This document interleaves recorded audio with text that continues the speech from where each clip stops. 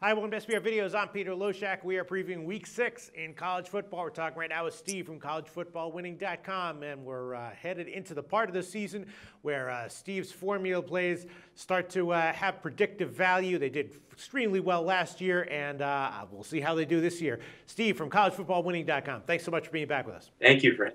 All right, so have the formula plays kicked in yet? Did you have any last week? I'm so glad you're asking right now because this is the week 6 here in 2014, that our formula begins this season. Okay. That's that same formula that last season was 66.18% against the spread, 63.04% against the spread lifetime. I keep quoting those percentages, and I don't know that that means a lot to a lot of people, so let me give you some real numbers. So the bettor who wagered $110 to win $100 on every formula unit that we recommended last season, they finished last season, the entire season, up $2,756. And that means the dime bettor, the guy who bets $1,100 to win $1,000 on every formula unit we recommended last season, finished the season up $27,560. So now is definitely the time to join us. You get our entire formula season starting right now, week 6. You get the whole thing with us this year. So go to collegefootballwinning.com. Put in coupon code SBR10, that's SBR10, get 10% off of any membership that we're currently offering. And we still offer a 100% money-back guarantee on this entire season. All right, Steve. Well, that's as good of a pitch as you're ever going to be able to make. If someone hears that and doesn't want to sign up, then just forget it. They're not going to sign up ever. All right, there you go. Steve from collegefootballwinning.com. And right now he's going to discuss Ball State and Army with us. Army is a 2.5-point favorite here. Total's 57 or 57.5. Ball State's kind of an interesting team. I'm sure you have some good insights into them. They are off a bye, and they came within 4 of Iowa, but then they lost outright to Indiana State as a 20-point favorite. The total is also taken a huge move up. It's 57 or 57.5 right now, and it opened in the low 50s, around 52.5. So what do you like here, Steve? Okay.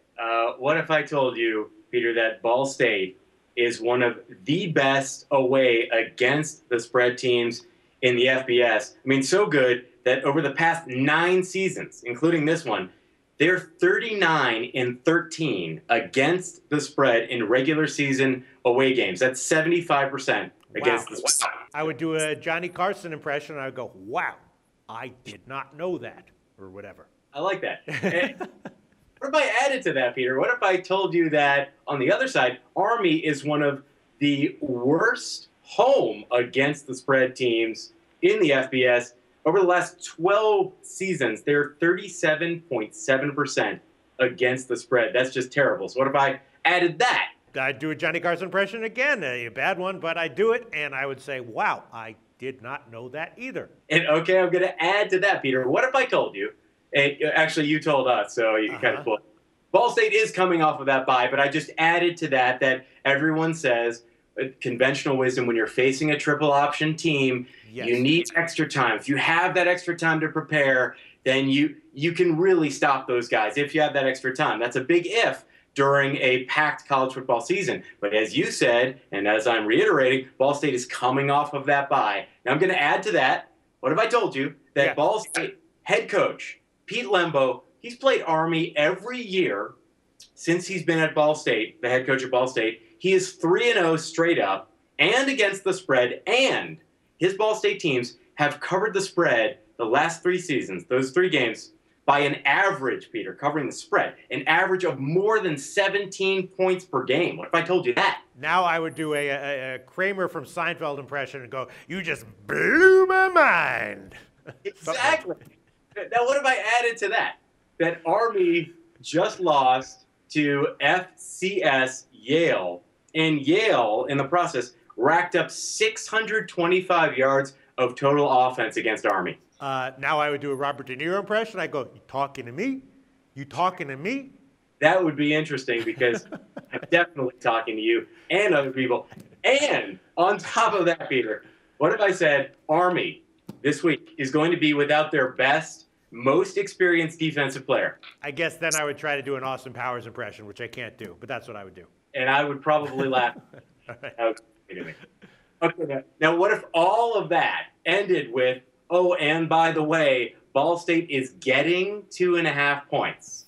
What would you say to all of that collectively now? I guess pound Ball State. I guess pound it as though it was a 57, 58% at least proposition. And at that point, we would say, for once in a video with you, Steve, you would say, we can end this video early, we're done, right? Yeah.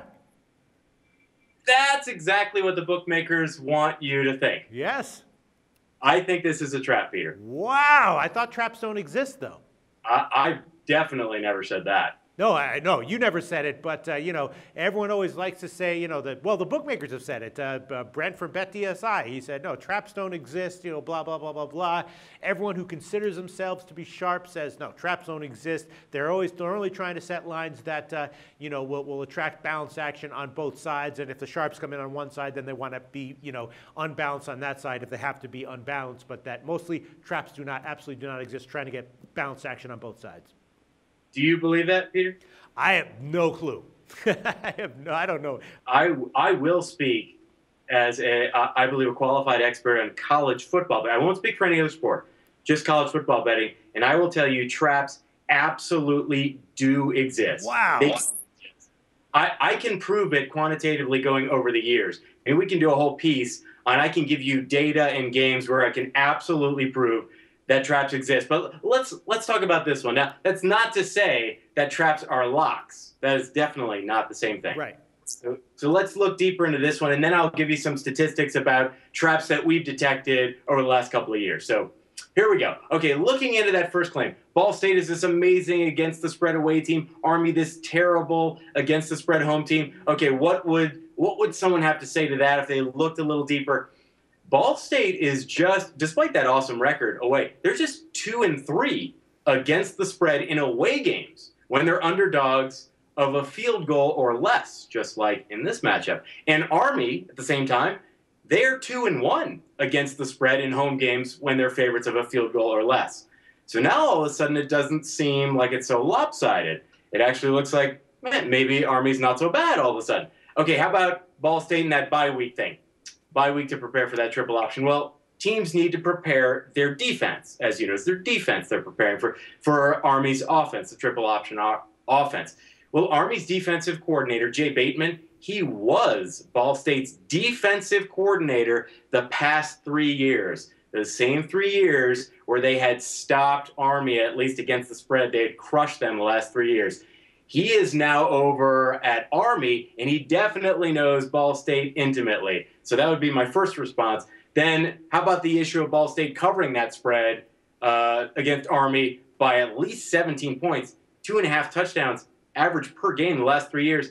I would tell you that Ball State of this year is not the Ball State of the past 3 years. For example, or to support that, they are averaging just 21.5 points per game, and that's versus Colgate, Iowa, Indiana State, and Toledo. So against their only 2 FBS opponents they faced so far, they're averaging 4.22 yards per play. That is terrible. Now you might say, well, okay, but give me a comparison point. Compared to last year's Ball State team, which is my point here, this is nothing like last year's Ball State or the year before, 2013, for Ball State, they averaged 38.5 points per game and 6.52 yards per play. A far cry from that 4.22 yards per play.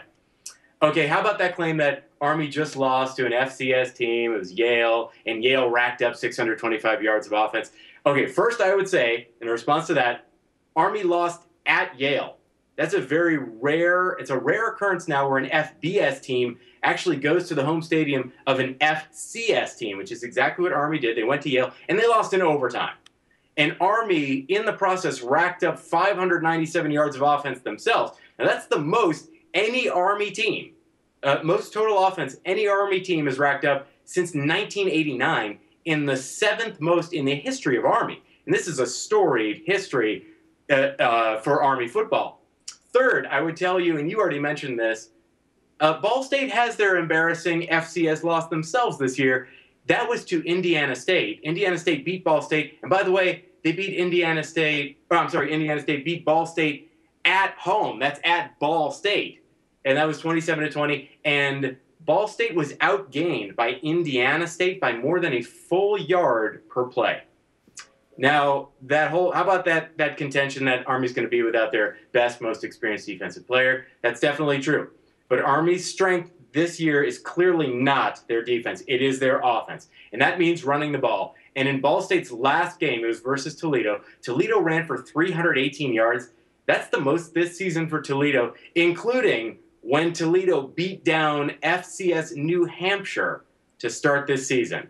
So the conclusion here is I do think this is a trap. It's not a great trap because this is not a well-bet game at all. It's not like a marquee game. We're going to trap a whole bunch of the public. It's not a brilliant trap, to be fair. But our trap detector, this was pointed out to me. So this game caught my attention quantitatively. So our trap detector, which is a quantitative trap detector, is 62.5% against the spread. It's correct, 62.5% of the time so far this season. And that's not a bad sample size. It's actually 24 games. So pretty good sample size. Last year, that trap detector was 58% correct. And that was with a flaw that we discovered in the offseason. So we've adjusted, we've corrected that flaw in the offseason. We're 62.5% correct on these quantitative traps. So quantitative trap, it caught my eye. I looked into it qualitatively, and I agreed, which is why I wanted to do this video. So the conclusion, take Army -2.5. Wow, what a call. Now, if I could do impressions, I would do an impression of the Reverend Jim from Taxi. I am just blown away, and an amazing call. Quantitative traps exist, according to Steve from collegefootballwinning.com. And your recommendation on this one would be take Army -2.5. It would be, yes. Unbelievable. All right, Steve from collegefootballwinning.com. Thanks so much. Talk to you next week.